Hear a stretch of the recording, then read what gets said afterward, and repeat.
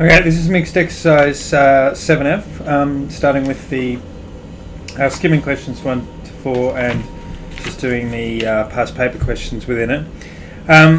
This is from a chapter on geometric sequences, but you must always be on the lookout for two other types of sequences, though I guess you could even say there's four.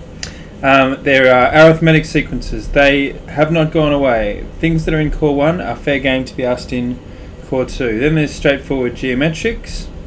Then I guess type 3 is ones that are almost arithmetic progressions or almost geometric progressions. What do I mean by that? I mean this. That is almost an arithmetic sequence.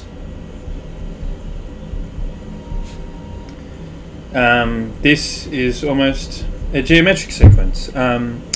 If you can, if you could have answered the question that involves the genuine geometric, or you could have answered the question that involved the genuine arithmetic, then you can certainly answer these, because all you have to do is answer the question for the fake sequence that would have been perfect and adjust that answer to get the real sequence that you've actually got to deal with.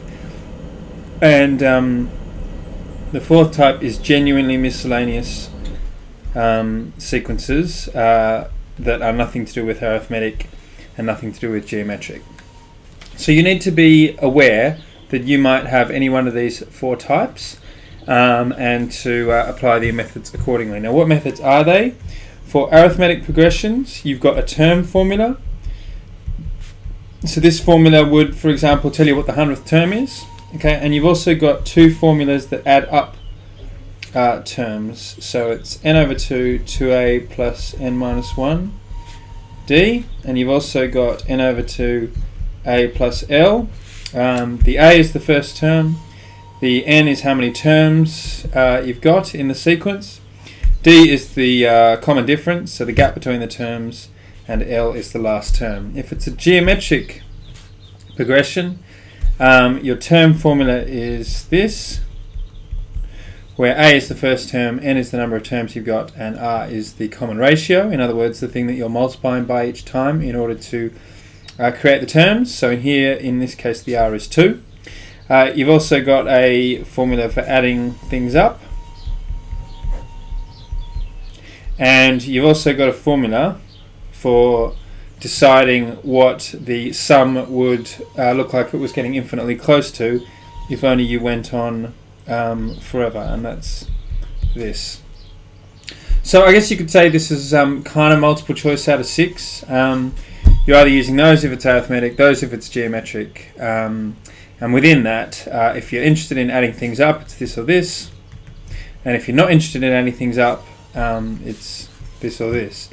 Now, many questions you need to use both, okay? And I'm sure that in this mixed exercise, there'll be questions where you have to use both this and also this, okay? Or this and also this, okay? Let's get started. Okay, so this is question number 5. Okay, so a geometric series has third term 27 and sixth term 8. I always recommend just getting into the groove by writing out the sequence, even if you can't write it out because you don't know what things are. This is me writing out the sequence.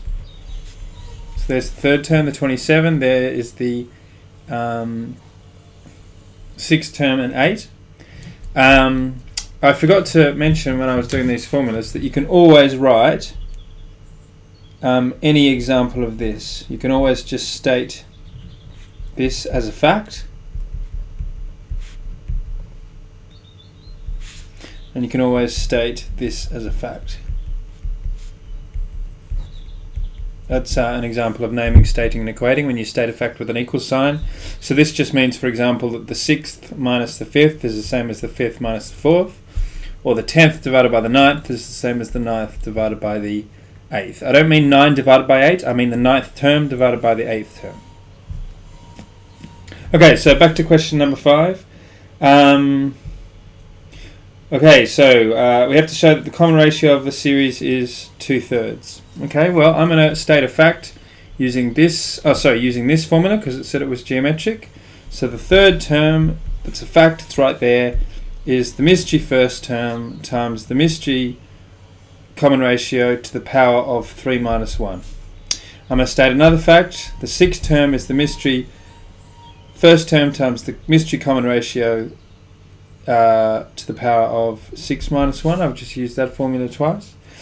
I'm going to improve them by stating what the third term actually is.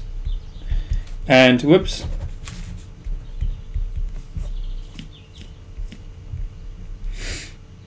And 8 equals a r to the power of 5. That's simultaneous equations. Two equations, two unknowns. It's beautifully lined up. But don't do 3 additions or 3 subtractions. Do 3 divisions. This divided by this is 27 over 8. This divided by this is 1. And this divided by this is r to the power of negative 3.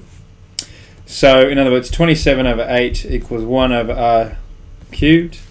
Times both sides by r cubed. Times both sides by 8. Divide both sides by 27. And now take a cube root. And that's part A done. Now, part B. Find the first term of the series. Well, I had 8 equals a r to the power of 5, which has now become 8 equals a 2/3 to the power of 5, which is 8 equals a 32 over 3 times 3 times 3 times 3 is 81, 243. So a equals 8 times 243 over 32. So a equals 243 over 4. Now, assuming this sequence went on forever, they want to know what it would look like it would be adding up to. That's part C. The wording is sum to infinity. So we're going to use this formula. S infinity equals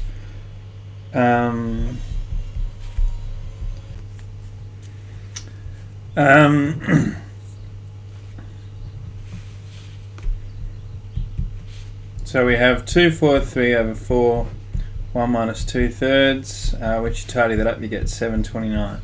Part D wants us to find the difference between the sum to the first 10 terms, which is this,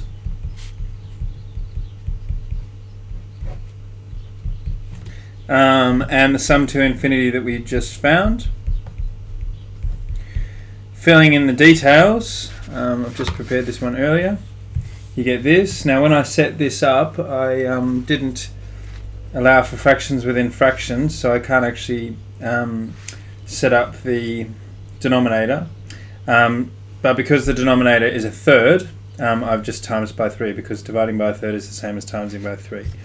So when I press equals there, I get, I think it's negative 179 and 25 over 324.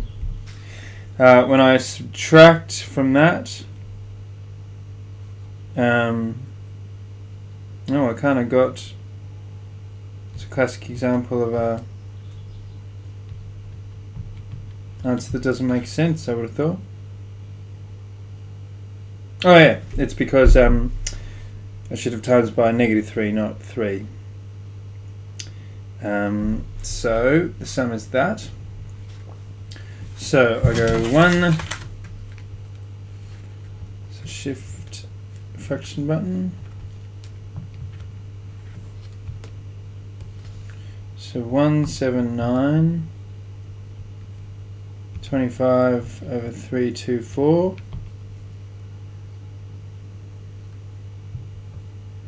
minus 729 divided by 4 equals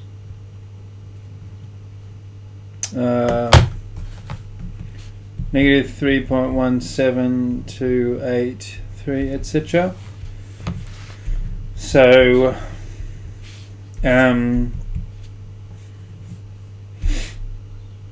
to 3 significant figures, it's negative 3.17. That's question 5. Now, question 6. The second term of a geometric series is 80. So here I am writing out the sequence. And the fifth term is 5.12. So the common ratio of the series is 0.4. So, fact, the second term is A times R times 2 minus 1. That's me using this formula. But it's also a fact that that is 80. The fifth term, which is 5.12, is equal to the first term times the common ratio times 5 minus 1. So tidying that up, we have 80 equals AR, and we have 5.12 equals AR to the power of 4. That's simultaneous equations nicely lined up. I'm going to do 3 divisions. That divided by that, that divided by that, which is 1, and that divided by that, which is R to the power of 3. And I'm going to take the cube root of that with the calculator, and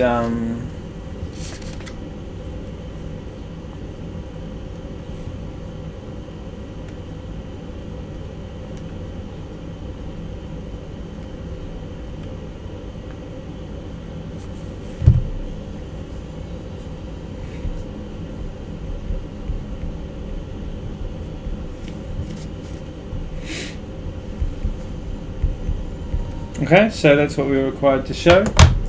Now, the first term, just substitute back in there. So 80 equals A times 2 fifths. So therefore 400 equals 2A, A equals 200. That's part B.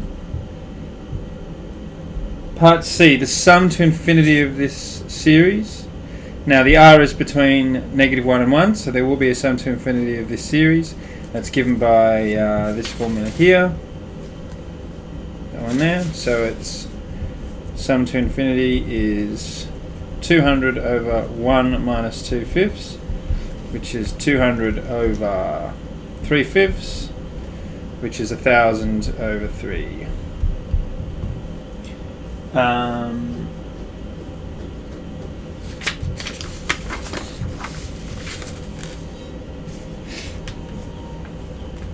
Part D, the difference between the sum to infinity of the series and the sum of the first 14 terms of the series. Giving your answer in the form this, that's just code for standard notation.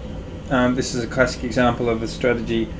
Where have I seen this before? It might be confusing to be told to make it look like this, but if you ask where have I seen something like that before, you just think that's standard form, so put it in standard form.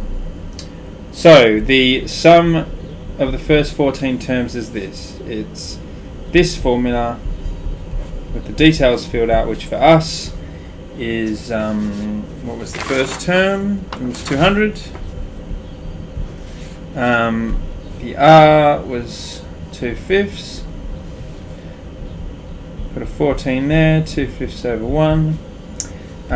We have the sum to infinity, it's 1,000 over 3.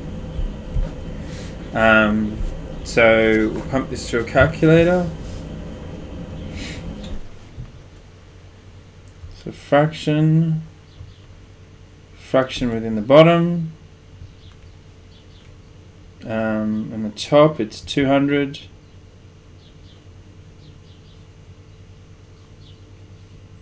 And the backspace button, 200. Backspace again.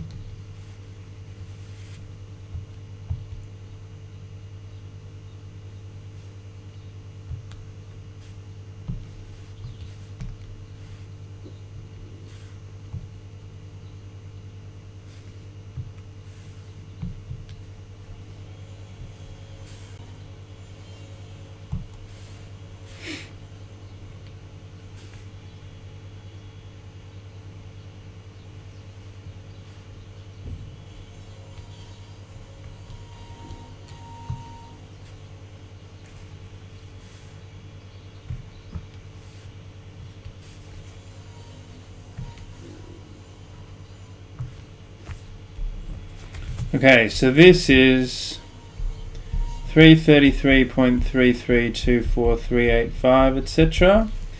You take away from that 1,000 over 3. You get negative 0.8. Sorry, you get. So S14 take away S infinity is negative 0.0008947884. We're told to express it in standard form, so it's negative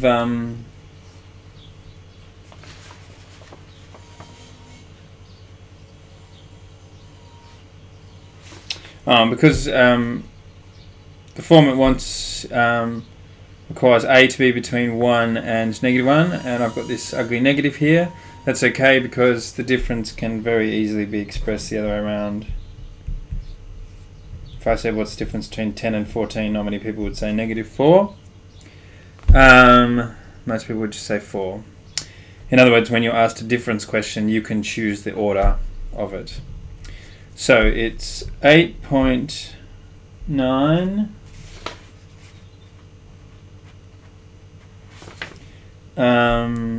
times 10 to the power of, so 1, 2, 3, 4. Let's move 4 times,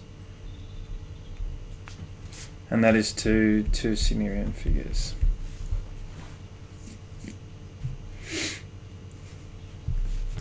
Okay, question number 7.